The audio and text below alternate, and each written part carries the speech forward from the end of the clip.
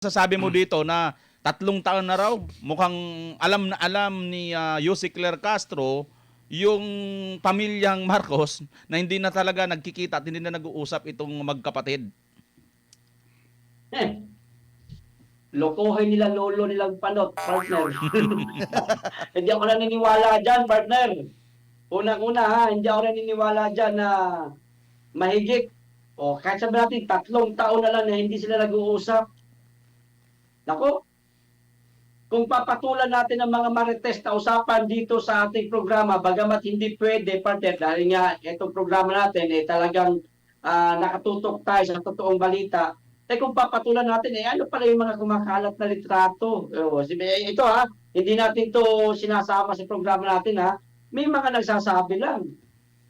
Na nag-uusap pa naman daw yung dalawa. Pero kung totoo man na talaga hindi na nag-uusap yung dalawang yan, magkapatid, sa loob ng 3 taon, wala tayong pakialam dyan. Mag-usap man sila o hindi, wala tayong pakialam. Ang gusto nating mangyari, kausapin tayo ni President Bongbong Marcos, tayong mga naging botante niya noong nakaraang halalan, paano siya manalo. Okay. Pakinggan niya tayo, hinanain natin, unang-una, ito napakamahal na presyo ng bilihin, taas ng presyo ng krudo, pakinggan niya tayo, ibaba ang VAT at ang excise tax, yan pakikipag-usap yan humihiling tayo, sana ibigay niya rin sa atin. Wala tayong pakialam sa relasyon nila. Problema nila yan. Ang relasyon ng presidente sa publiko, dyan tayo may pakialam, partner. Sana tumugon sa tao at higit sa lahat, tugunan na rin ang panawagan ng Pilipino na magpa-drug test na siya kasi nakakalimutan na yan, partner Ang dami ng isyong dumaan sa bansa. Nakalimutan na natin yung tungkol dyan sa hair follicle drug test na yan. Ibalik natin yan, ipanawagan natin sa kanya kasama lahat ng problema sa bansa. Unang-una, itong napakataas na presyo ng krudo, yan, isisigaw natin mga partner, hilingin natin sa kanya at sana makipag-usap ka sa atin. Huwag niyang igagaya ang publiko sa relasyon nilang magkapatid kung hindi man sila nag-uusap. Kausapin niya tayo. Gumawa siya ng paraan. Diyan lang muna mga partner. Partner, may nagko-comment dito, mahina daw yung sound. Paki-check nga sa ating mga viewers kung mahina ba sa lahat ng mga viewers natin. Okay, KPL lang ang mahina. Si KPL lang. Sige, partner Dan. Okay, ito ako ang akin dito, ang nakikita dito. May naalala kasi ako na sinabi ni Senator Amy Marcos na ang kanyang kapatid ay labas-masok sa hospital. Tandaan nyo yung mga bali-balita. Allegedly, based on lumalabas na ang Pangulo ay labas-masok ayon sa hospital at parang may alam si Amy Marcos sa kanyang kapatid doon sa labas-masok. In contrary, kaya hindi kayo nagtataka bakit maglalabas si Claire Castro ng ganito at bigla niyang sasabihin na anong rason? Bakit magsasalita eto hong kapatid na Senadora Amy Marcos at kokontrahin ito ni Yussi Claire Castro at sasabihin niya na 3 taon nang hindi nagkikita. Ngayon, kung titignan ko dito, para bang sinasabi niya sinungaling itong si Amy Marcos. Tama ba ako? Mali. Kasi may allegedly yung sinasabi na labas-masok sa pinapalabas ni Amy Marcos, labas-masok ko sa hospital.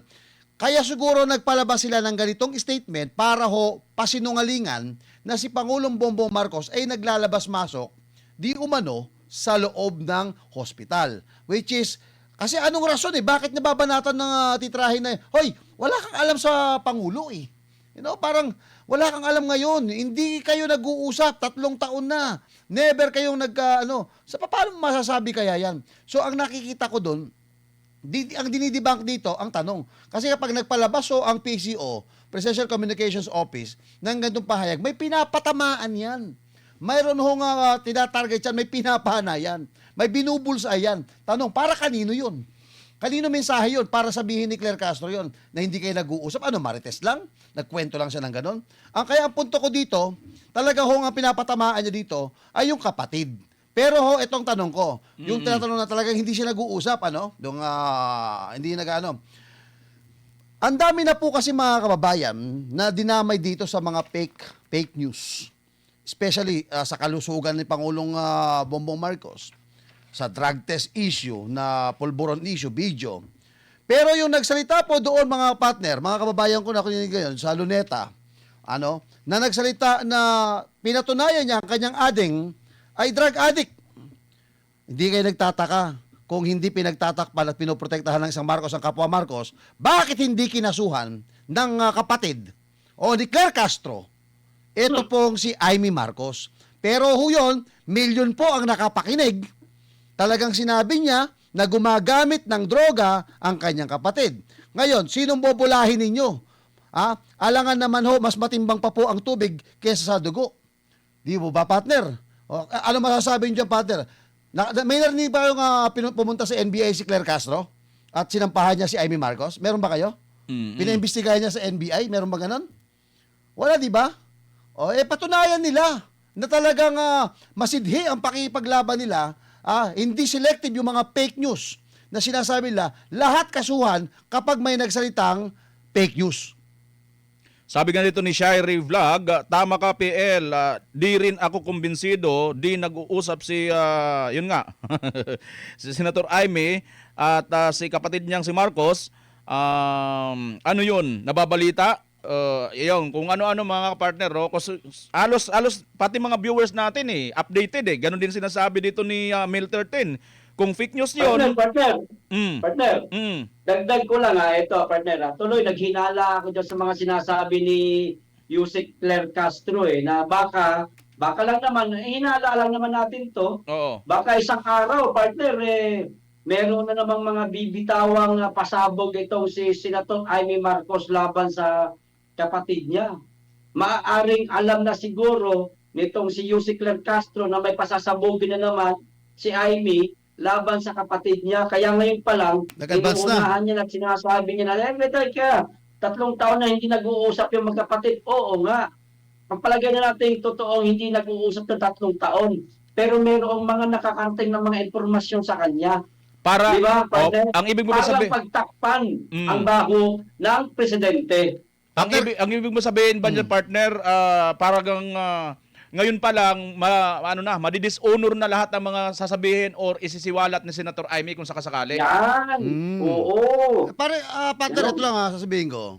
Ako, alam mo, kahit 5 taon na tayong hindi nag-uusap, pero may update pa rin ako sa iyo kung kamag-anak kita. Bakit? Pag sinabi bang hindi tayo nag-uusap, talagang hindi tayo nag-uusap, pero kayang-kaya lang ibalita yung mga kamag-anak ko kung nakakakita sa iyo, pwedeng i-message siya sa iyo. Hindi ko lang lahat kaaway yan 'Di ba? Posibilidad na merong ang isisiwalat, merong ilalabas. Kumbaga partner, nag-advance lang itong si Castro. Tandaan nyo, hindi naglalabas basta-basta si Castro ng ganyan. 'Di ba? Hindi basta-basta naglalabas siya ng pahayag na ganyan. Kung nagulat ako bakit biglang naglabas na ganyan ng PCO. Babanggitin niya. Anong rason para banggitin niya ang pangalang ay Marcos? At kasi may may rason yan. Ako tingin ko doon nga sa sinabi niya na labas-masok sa hospital.